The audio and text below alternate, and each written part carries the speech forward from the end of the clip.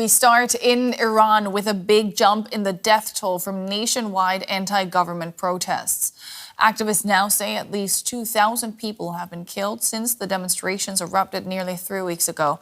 U.S. President Donald Trump has repeated his support for demonstrators enduring a vicious government crackdown. In a social media post, he urged them to keep protesting, saying help was on its way. More evidence of the deadly violence now consuming Iran.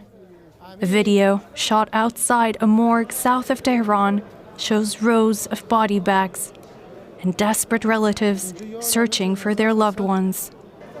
The location has been verified by DW's Farsi service as Kahrizak Forensic Medical Center, but the date it was filmed has not. With an internet blackout in effect in Iran, this video is one of the few to make it through the blockade in recent days. Some users risking their lives to send footage from inside the country, mainly through Starlink terminals. The Iranian government has really been very upset about the fact that Starlink is operating without their authorization in the country. It is a lifeline to a lot of people, so they've been trying to argue with the ITU, with the international organizations. They passed a law to that anybody caught using a Starlink terminal could be tried for espionage. And then most recently, they've been starting to try to jam the signal. Cybersecurity experts say the internet blackout, which began on January 8th, is the longest complete shutdown Iran has seen, making it difficult to disseminate information and independently confirm what is happening. UN human rights experts have condemned Tehran for using what they described as lethal force against demonstrators. These videos posted on social media on January 12 are set to show clashes between security forces and protesters in the city of Urmia, and large demonstrations in Tehran, with thousands reportedly detained. Iranian authorities say they will press charges against those they describe as rioters, accusing them of waging war against God, a charge used widely in the past in death penalty cases. Rights groups have raised concerns over this man, a 26-year-old protester named as Irfan Soltani, arrested in connection with protests in Karaj on the outskirts of the capital, with reports he could be executed on Wednesday. Kamran Matin is an associate professor of international relations at the University of Sussex in the United Kingdom. Welcome, Kamran. Let's start talking about Irfan Soltani, this 26-year-old protester who's reportedly due to be executed. What can you tell us about his case? Good evening, Nicole, and thanks for having me on your show. This young person is from the city of Karaj, around 40 kilometers or so from Tehran. He was apparently arrested at home, taken out from his home by unidentified, government officials. There are multiple parallel security and intelligence organizations in Iran. They often do not necessarily identify themselves when they go to arrest people. He has been out of touch with his family, and he hasn't had access to a lawyer. The family were informed apparently a few days after arrest, and they have been able to see him only for 10 minutes. And they already have told the family that he's been sentenced to death on charges of fighting God, Muharabe, as it's called in Persian, Arabic word coming from Sharia law. And it's the charge which always carries a death penalty in Iranian legal system. In recent days, prosecutor of the city of Tehran has announced that the government has appointed what they described as courageous and experienced judges to go through the cases of people arrested in the demonstrations quickly and with what they call revolutionary determination. So that sounds, summary trials and, kind of a lot of death sentences being issued in coming days. It continues to be very difficult to cross-check information coming out of Iran. The nonprofit United Against Nuclear Iran says as many as 12,000 people may have been killed. What do you make of the different death tolls going around today? The footages which coming out of Iran, in addition to testimonials by people who have been able to leave Iran, mostly to Turkey, because many airlines have canceled their flights to Iran. And also the fact that today, for the first time, people have been able to, some people at least, to call out of Iran, although calls into Iran are still cut. Nobody can call into Iran. Plus footages from sources which have proved reliable in the past shows that the scale of killing is massive, especially on the nights of the 8th and 9th of January. In a relatively small town of Rash, for example, 200 persons have been killed in Tehran. Even officials have told multiple news agencies that around 1,200 have been killed. And given that the protests were across Iran in more than 100 cities, it's just a simple maths that it shows the number of deaths are likely to be in thousands, not hundreds. Today, Yvette Cooper, the Foreign Minister of Britain, also announced that she's fearing that the numbers of deaths is much more than the 2,000, which so far been confirmed by many sources. The regime says there haven't been any protests on Tuesday. Can we trust that statement, in your opinion? I mean, given, how many thousands of people have been killed in the last few days, it's not impossible that people no longer dare to go out. But given the internet blackout and difficulty in contacting people in Iran, it's difficult to verify the state claim.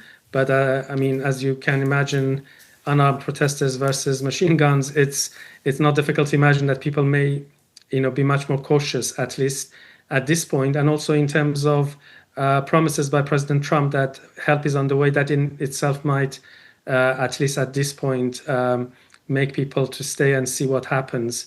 But once potential attacks are are conducted, then it's also likely that people go out in large numbers to probably take over institutions which have been damaged by the potential bombing of the US. Kamran Matin of the University of Sussex, thanks so much. Thank you. Much of what we know about what is happening in Iran, we know because of the work of Iranian NGOs based abroad. One of them is Iran Human Rights, and I can now talk to the organization's director, Mahmood Amiry-Moghaddam. Welcome back to the day, Mahmood. Tell us about what you have been able to document surrounding the protests these past weeks. Thank you for having me, and good evening. Well, before the internet was shut down, we were able to receive information from families, from sources on the ground. And since last Thursday, after the internet shut down, it has been much more difficult. But what we have managed to document is that at least 734 people have been killed, 734 protesters. Thousands have been arrested in detention, and number of injuries we don't know. But what is sure is that the actual number of those who have been killed is much larger.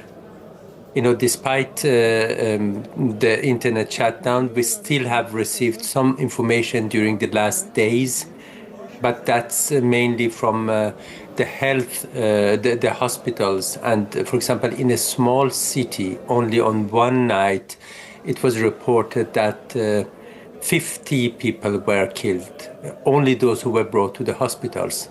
And according to those sources, only those who are taken by the families to the hospitals end up there. So many of those who are killed on the streets are taken away by the authorities to the cold rooms. And that's just a small city. Our numbers only cover less than half of all provinces in Iran. They cover less than 10% of all hospitals in Tehran. So we are afraid that thousands of people have been killed in less than a week in Iran. You mentioned the internet shutdown. It looks like some restrictions on communications have now been lifted. How have you been able to stay in touch with people inside Iran?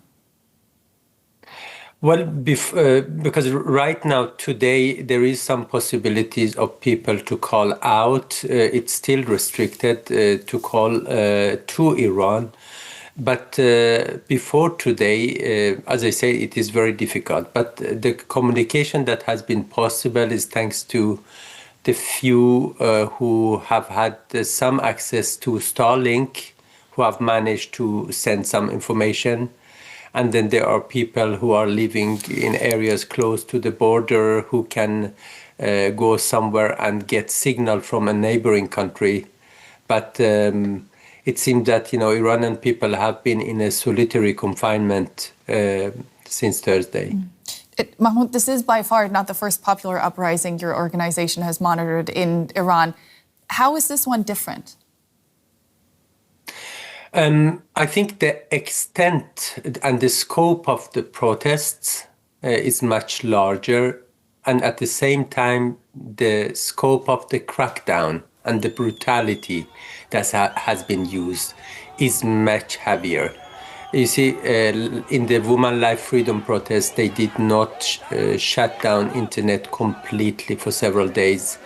At that time, we could see that most of those who were killed, and they were a large number, in the whole protest, in the 3 months, more than 500 were killed, according to Iran Human Rights. But this time, just in a few days, thousands have been killed. And, there are people who have been shot with live ammunition. The authorities have been using machine guns. There is evidence of that. So it seems that the Revolutionary Guards have been out. So I think that the main difference is that this time people were maybe even more determined to change the regime, because it was protests, it was strikes, shops were closed, and the protests get bigger and bigger. Mm-hmm. And at the same time, regime, the Islamic Republic has been probably at its weakest point politically, so they felt more threatened. And what we see now is, I don't think we have seen it in Iran since 1981, the summer. And the pressure doesn't just come from within the country. U.S. President Donald Trump is also weighing in. Just today, he encouraged the people to keep protesting and said help is on its way. He didn't really specify what he meant by that. He has openly mused about military intervention. In your opinion, does that help the demonstrators' cause? Well, I think it's important to say that Iranian people didn't come to streets upon invitation by President Trump or anyone else. They came on streets because they are fed up with this regime. However, I think many people do appreciate that the international community give them attention and that supports their demands. But, when someone says that I come to your help, go on the street, I'm not sure to what extent it has an impact on people, because, people who go on the street, they are risking their lives. They wouldn't do it based on a statement by one president. What I hope, and I think many people in Iran hope, is that the international community, and not only President Trump or United States, but international community, European countries, they take this responsibility to protect civilians very seriously. Because right now we are in a position where we have on one side Iranian civilians unarmed, calling for a change, and on the other side we have the heavily armed Revolutionary Guards who are doing whatever they can in order to hold on to power. We should keep in mind that the Revolutionary Guards, they were the same who saved Bashar al-Assad in 2011, in the beginning of the Arab Spring. And at that time, they managed to save Assad by killing thousands of Syrians. And that's what they are trying to do in Iran now. You mentioned the broader international response, and a number of European countries have summoned their Iranian ambassadors. What impact really can this kind of international condemnation have on events on the ground, though? I think basically any action will raise the political cost of what the Islamic Republic is doing inside Iran. But I think the reactions must be stronger. Last time in 2022, after the Women Life Freedom protest, the European countries, especially Germany, had a very active role in the United Nations, in the Human Rights Council. This time, they are much more brutal. Killings are much worse, like thousands. So we have to take it one step ahead. I think that, starting by condemnation, calling the ambassadors, having sanctions on the institutions who are involved in the crackdown, putting the IRGC, the Islamic Revolution Guard Corps, on a terrorist list. They will help. They will send a signal to the authorities and to Iranian people that the world is supporting you. But I think we should go beyond that. You see, one side is what the regime in Iran doing. The other side is what Iranian people are demanding. I think it's also the time to recognize the demands by Iranian people. They are calling for a democratic system, calling for free and fair elections. I think these are things that international community can stand behind. Mm-hmm. Same happened during South Africa under apartheid. There were people fighting against apartheid inside South Africa, but the whole international community supported their demands. This can be the next step, supporting the demands of Iranian people, calling for free and fair elections inside Iran. In light of the brutality that is taking place on the streets of Iran, Germany's Chancellor Merz said that he thought that was an indicator of the fact that the days of Iran's leadership are numbered. What do you say to that? Is he correct in that assessment? And how do you expect the next days and weeks to play out?